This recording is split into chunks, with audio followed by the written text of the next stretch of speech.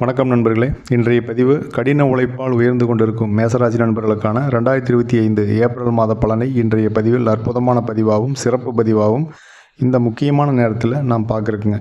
Friends, இந்த பதிவு கடந்த பதிவில் நாம் சொன்ன மாதிரி மேசராசிக்கான சனி திசைக்கான வழிகாட்டுதலான பதிவு அப்படிங்கிறது வரும் காலத்தில் நிறைய உங்களுக்கு கொடுக்க இருக்கோம். ஸோ நம்ம சேனலை நீங்கள் இன்னும் சப்ஸ்கிரைப் பண்ணால் வீடியோ பார்த்துருந்தீங்கன்னா சப்ஸ்கிரைப் பண்ணி பெல் ஐக்கான் ஆன் பண்ணி வச்சுக்கோங்க.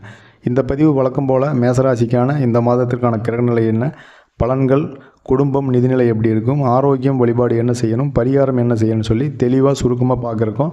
ஸோ ஸ்கிப் பண்ணால் வீடியோ பாருங்கள். முதல்ல கிரகநிலை அப்படின்னு பார்த்தா, மாத தொடக்கத்தில் சந்திர பகவான் கூடவே இருக்கார். 2 ரிஷபத்தில் குரு பகவான், 3 மிதுனத்தில் செவ்வாய் பகவான், 6 கேது பகவான், 11 புதன் மற்றும் சனி பகவான், 12 ராகு, சுக்கிரன், சனி பகவான் என 3 கிரக கூட்டணியோடு இருக்காங்க. இது 2ஆம் வாரத்தில் சூரியன் ராசிக்கு பயிற்சியாகி வந்துடுவார். புதன் பகவான் 3ஆம் வாரத்தில் 12ஆம் வீட்டுக்கு பயிற்சி ஆகிறாருங்க. இதுதாங்க இந்த மாதத்தில் இருக்கக்கூடிய கிரகநிலை மற்றும் கிரக மாற்றம் இருக்குது. இந்த மாற்றம் மற்றும் மாறுதல் அப்படிங்கிறது மேசராசியை 7.5 சனியிலிருந்து மீட்குமா அல்லது ஓரளவுக்கு பரவாயில்ல அப்படிங்கிற மாதிரி கொண்டு போகுமா, பிரச்சனைகளை சமாளிக்கிற அளவுக்கு இந்த கிரகநிலைகள் உங்களுக்கு சப்போர்ட் பண்ணுமான்னு பார்க்க போகிறோம்.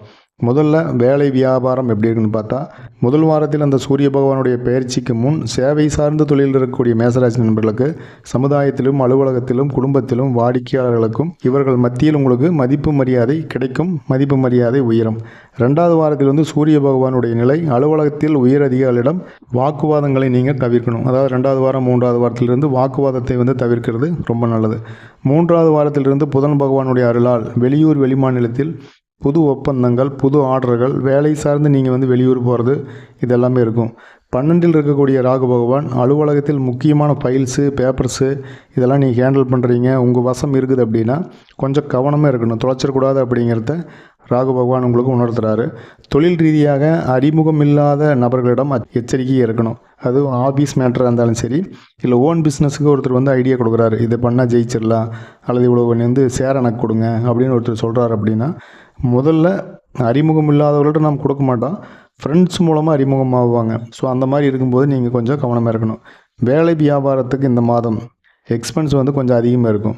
ஆஃபீஸ்க்கு பொருள் வாங்கி போடுறது, இல்லை ஆஃபீஸ் வண்டி செலவு செய்கிறது, இந்த மாதிரிலாம் இருக்கலாம். குடும்பம் பொறுத்த வரைக்கும் மாத தொடக்கத்தில் 3ஆம் வீட்டில் இருக்கக்கூடிய செவ்வாய் பகவானால் பழைய பிரச்சனைகள் சார்ந்த எண்ணங்கள் கொஞ்சம் மனசை பலகீனப்படுத்தும். கடந்த கால நினைவுகள் எல்லாமே கொஞ்சம் உங்களை டென்ஷன் பண்ணும், கொஞ்சம் உங்களை அப்படியே ஸ்லோ பண்ணும். குடும்பம் மற்றும் சொந்த தொழிலுக்கு தேவையான பண உதவி, பொருள் உதவி இந்த மாதத்தில் கிடைக்கும். அதற்கு 12ஆம் வீட்டில் இருக்கக்கூடிய சனி பகவான் அருள் அப்படிங்கிறது சப்போர்ட் பண்ணும். புது கடன் கிடைக்கலாம். கேது பகவானுடைய நிலை சற்று சரியில்லாத நிலை அப்படிங்கிறனால குடும்பத்தில் 3ஆம் நபரின் தலையீட்டை தவிர்ப்பது குடும்பத்திற்கு ஓரளவுக்கு ஆரோக்கியமான சூழ்நிலை சொல்லாங்க. சூரியனுடைய நிலை குடும்பத்தில் உள்ள மூத்த உறுப்பினர்களிடம் வாக்குவாதங்களையும் வீண் விவாதங்களையும் நீங்கள் குறைச்சிட்டிங்க அப்படின்னா வீண் அவப்பெயர் அப்படிங்கிறது உங்களுக்கு கிடைக்காது. ஸோ வீண் பேச்சை தவிர்ப்பது, வயதுக்கு தகுந்த மரியாதையை மற்றவர்களுக்கு கொடுப்பது இதெல்லாமே இருக்கணும். வீடு கட்ட இடம் அல்லது வீடு கட்டிய வீடு வாங்க சிந்தனை அல்லது அதற்கான அதிர்ஷ்டம் அப்படிங்கிறது இந்த மாதத்தில் உங்களுக்கு கிரியேட் ஆகும். கையில் பணமே இல்லைனாலுமே ஏதோ ஒரு பக்கம் கடன் வாங்கியாவது இது பண்ணலாம் அப்படிங்கிற மாதிரியான ஒரு எண்ணம், அளவுக்கு அதிகமான தைரியம். ஒரு 10,000 ரூபா வீடு வாடகை கட்டுறோம்னா லோன் கட்டிக்கலாம் அப்படிங்கிற தைரியம் வரும். ஸோ நீங்கள் யோசிச்சு பண்ணுங்கள். 80% கையில் பணம் இருந்துச்சுன்னா நீங்கள் அதுக்கு தகுந்த முடிவு எடுக்கலாம். ஆனால் 100% கடன் வாங்கினீங்க அப்படின்னா உள்ளதும் போச்சு அப்படிங்கிற மாதிரியான நிலை ஏற்பட்டுரும். அதனால் குடும்ப நிம்மதி இழக்கிறதுக்கு வாய்ப்பு இருக்குது. ஸோ யோசிச்சு முடிவு பண்ணுங்கள். அதிக கடன் இல்லாமல் எதையும் செய்வது, புது கடன் பெருசாக வாங்காமல் இருக்கிறது, புது கடன் வாங்கி புது தொழில் ஸ்டார்ட் பண்ணுறது, இது எல்லாம் யோசிச்சு பண்ணுறது, உங்களுடைய சுயஜாதகத்தை செக் பண்ணிட்டு பண்ணுறது ரொம்ப நல்லதாக இருக்குங்க.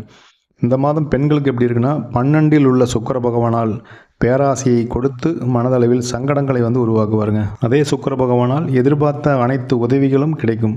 மாமனார், மாமியார், கணவர் வகையில், உறவினர்கள் வகையில் வீண் பேச்சுகளை தவிர்க்கும் போது சண்டைகள், சச்சரவுகள், மனதளவில் சங்கடங்களை குறைக்க முடியும். ரிஷபத்தில் உள்ள குரு பகவான் அவருடைய அருளால் கணவரிடமிருந்த கருத்து வேறுபாடுகள் மறைகிறதுக்கு வாய்ப்பு இருக்குது. சனி பகவானுடைய அருளால் சகோதரிகள் ஆன்மீக சுற்றுலா செல்ல, ஆன்மீகம் சார்ந்த சேவைகளில் ஈடுபட இந்த மாதத்திற்கான வாய்ப்புகள் அப்படிங்கிறது நிறைய இருக்குது. குலதெய்வம் கோயில் வழிபாடு, குலதெய்வம் கோயில் கட்டுறதுக்கு நிதி உதவி தருது, அங்கே போய் கோயிலுக்கான வேலைகள் செய்கிறது எல்லாமே நடக்கிறதுக்கு வாய்ப்பு இருக்குங்க. இந்த மாதத்திற்கான நிதிநிலை பொறுத்த வரைக்கும் கேது பகவானுடைய அருளால் லாபம், வருமானம், புதிய கடன்கள் கிடைத்தாலும் வரவுக்கு மீறிய செலவுகள் அப்படிங்கிறது உருவாகும். நாம் செய்யக்கூடிய செலவுகள் எல்லாமே பிளானே இருக்காது, லிஸ்ட்லேயே இருக்காது. அதனால் வந்து கையில் இருக்கக்கூடிய பணம் வந்து வர வர காணாத போகிற மாதிரி இருக்கும். இந்த மாதத்தினுடைய இறுதியில் ராகு பகவானால் நிதிநிலையில் இருந்த தடைகள் விலகி பணம் கையிருப்பு அதிகமாகும். ஆனாலும் குழந்தைகளுடைய படிப்பு செலவு, வீட்டுக்கு தேவையான செலவுன்னு சொல்லி வரவுக்கும் செலவுக்கும் கரெக்டாக இருக்கிற மாதிரி தான் இருக்கும். 11ஆம் வீட்டு புதன் பகவானும் செல்வாக்கு நிலை உயரும். நகை வாங்கும் யோகம் இந்த மாதம் உருவாகும். 12இல் இருக்கக்கூடிய சூரிய பகவான் வருமானத்தை விட செலவுகள் அதிகப்படுத்துவார். அப்படிங்கிறனால ஏப்ரல் மட்டும் இல்லை, இந்த சனி திசை காலம் முடியும் வரைக்குமே நிதிநிலையை கையாளுவதில் கொஞ்சம் கவனம் வேணும். தாம் தூம்னு செலவு பண்ணக்கூடாது, எடுத்தவங்க கவுத்தவங்க முடிவெடுக்கக்கூடாது. இதை மட்டும் மேசராசி நண்பர்கள் கவனிச்சுக்கணும். நிதிநிலை பொறுத்த வரைக்கும், மாணவர்களை பொறுத்த வரைக்கும் 2ஆம் வாரத்திற்கு மேல் சூரிய பகவானுடைய அருள் மாணவர்களுக்கு ஹெவியாகவே கிடைக்கும். படிப்பு திறனில் மாற்றம் உண்டாகும். 12ஆம் வீட்டில் உள்ள குரு பகவான் 10th + 2ல் படிக்கக்கூடிய மாணவர்களுக்கு சிறப்பான ஒரு தேர்தல் முடிவுங்கிறது கொடுப்பாரு. அதே மாதிரி எதிர்காலத்தை சிறப்பாக மாற்றி அமைப்பார். இப்போ எழுதியிருக்கக்கூடிய தேர்வு, போட்டித் தேர்வு, எழுதப்போகும் போட்டித் தேர்வு, இதெல்லாம் வந்து எதிர்பார்த்து வெற்றி அப்படிங்கிறது கிடைக்கும். அந்த வெற்றி அப்படிங்கிறது சாதாரண வெற்றியாக இருக்காது, மேக்சிமம் மாணவர்களுக்கு நல்ல வெற்றியாக இருக்கும். நீங்கள் இன்னுமே ஒரு கடினமான உழைப்பு இதில் போட்டிங்க அப்படின்னா அற்புதமான வெற்றியை மாணவர்கள் எதிர்பார்க்க முடியுங்க. ஆரோக்கியத்தை பொறுத்த வரைக்கும் மனக்குழப்பம் அதிகமாகக்கூடிய காலம் வருங்காலம் இருக்குது. உடலில் தேவையற்ற மந்தத்தன்மை, தேவையற்ற சோர்வு, வலிகள் உருவாகும். சூடு சார்ந்த பிரச்சனைகளால் அவதிப்படக்கூடிய வாய்ப்பு இந்த மாதத்தில் இருக்கும்.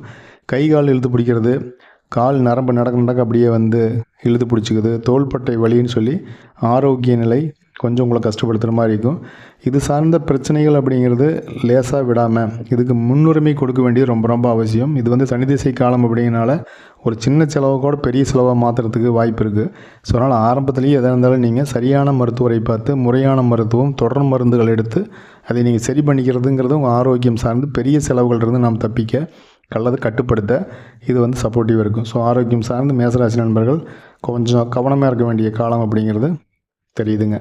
இந்த சனி திசை காலம் மற்றும் இந்த ஏப்ரல் மாதத்தை நீங்கள் இன்னும் சிறப்பான மாதமாக மாற்றிக்கிறதுக்கு வழிபாடு மற்றும் பரிகாரம் ஏதாவது இருக்கான்னு பார்த்தா, இந்த 7.5 ஆண்டுகள் சனி திசை முடிவு வரைக்கும் நீங்கள் செய்ய வேண்டிய ஒரு 3 வழிபாடுன்னு பார்த்தா, ஒன்று விநாயகப் பெருமான் வழிபாடு நீங்கள் தினம் செய்கிறதுக்கு வாய்ப்பு இருந்தால் செய்யலாங்க. அதே போல் ஒவ்வொரு சனிக்கிழமையுமே ஆஞ்சநேயருக்கு வெற்றிலை மாலை சாத்தி நீங்கள் வழிபாடு செய்வது ரொம்ப ரொம்ப சிறப்பு. அடுத்ததாக ஒவ்வொரு சனிக்கிழமையுமே சனி பகவான் வழிபாடுங்கிறது ரொம்பவுமே இம்பார்ட்டன்ட்ங்கிறதுனால இந்த 3 வழிபாட்டில் ஏதாவது 2 வழிபாடு வந்து நீங்கள் ரொம்ப ரொம்ப செய்யணும். முக்கியமாக குலதெய்வ வழிபாடுங்கிறது நமது குலத்தை காக்கும் அப்படிங்கிறனால அதை வந்து வாய்ப்பு இருக்கும்போது நீங்கள் செய்யலாம். பௌர்ணமி நாட்களில் குலதெய்வ வழிபாடு நீங்கள் செய்வது சாலச் சிறந்தது. சிவபெருமான் வழிபாடு பிரதோஷ நாட்களில் சிவபெருமானுக்கு விரதமிருந்து வழிபடுவதும் சனி திசை காலத்தை எளிமையாக கடக்க ஒரு சப்போர்ட்டிவாக இருப்பாருங்க. ஸோ இந்த மாதம் மட்டுமல்லாது இந்த சனி திசை காலம் இந்த மாதம் மட்டுமல்லாது இந்த சனி திசை காலம் முடிய வரைக்கும் நீங்கள் செய்ய வேண்டிய வழிபாடுங்கிறது ஆதரவற்றோருக்கும் உடல் ஊனமுற்றோருக்கும் உணவு தானம், உடை தானம், மருத்துவ உதவி, மருந்துகள் உதவின்னு சொல்லி அவங்களுக்கு ட்ரெஸ் வாங்கி கொடுக்குறது, தண்ணி பாட்டில் வாங்கி தரது, இது எல்லாமே ஒரு பெரிய பரிகாரமே இருக்கும். இதெல்லாம் உங்கள் ஜாதகத்தில் இருக்கக்கூடிய சாதகமில்லாத நிலையை கூட உங்களுக்கு சாதகமாக மாற்றுங்கனால இந்த வழிபாடு மற்றும் பரிகாரத்தை மேசராசி நண்பர்கள் இனி வரும் காலங்களில் தொடர்ந்து செய்தே ஆக வேண்டும். ஸோ அதை ஃபாலோ பண்ணிக்கங்க. மேசராசி நண்பர்களே, இது வந்து மேசராசி நண்பர்களுக்கான ஏப்ரல் மாத பதிவுங்கிறது ஒரு பொது பலன் தான். அது எவ்வளோ தான் நியரஸ்ட்டாக இருந்தாலுமே முக்கியமான முடிவுகள் நீங்கள் எடுக்கும்போது உங்களுடைய சுயஜாதகம், உங்கள் குடும்பத்தாரோட சுயஜாதகத்தை நீங்கள் கன்சல்ட் பண்ணிவிடுங்க. ஆஸ்ட்ராலஜர்கிட்ட நீங்கள் முடிவுகள் எடுப்பது நல்லதுங்க. நண்பர்களே, இந்த பதிவு நிச்சயமாக ஒரு வழிகாட்டுதலாகவும் ஒரு பயனுள்ளதாகவும் இந்த மாதத்திற்கான விழிப்புணர்வான பதிவாகவும் இருந்திருக்கும் நான் நம்புகிறேன். பதிவுக்கு ஒரு லைக் பண்ணிக்கங்க. நம்ம சேனல் நீங்கள் இன்னுமே சப்ஸ்கிரைப் பண்ணாமல் இருந்தால் சப்ஸ்கிரைப் பண்ணி பெல் ஐகான் ஆன் பண்ணிக்கங்க. இந்த பதிவுக்கான கருத்தை கண்டிப்பாக கமெண்ட் பண்ணுங்கள். மேசராசியில் நீங்கள் என்ன நட்சத்திரம் அப்படிங்கிறதையுமே கமெண்ட் பண்ணுங்கள். இது போன ஒரு அற்புதமான பதிவில் நான் மறுபடியும் சந்திக்கலாங்க. நன்றி, வணக்கம்.